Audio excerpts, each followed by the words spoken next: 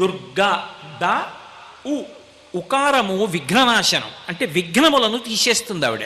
ఏదైనా ఓ కార్యం తలపెట్టగానే అది జరగకుండా అడ్డొచ్చేటటువంటి ప్రతిబంధకాన్ని తీసేస్తుంది. అందుకని విఘ్ననాశనం చేస్తుంది.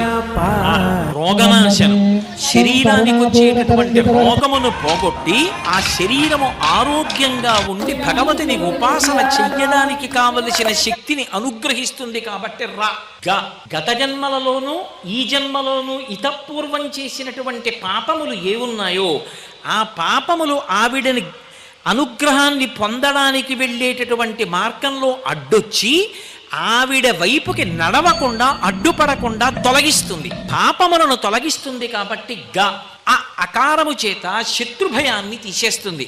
శత్రుభయం అంటే శత్రువుల్ని చంపుతుంది అని అన్వయం చేయకూడదు. నా మీద శత్రుభావన ఎవడు పెట్టుకున్నాడో వాడికి శత్రుభావన పోతుంది.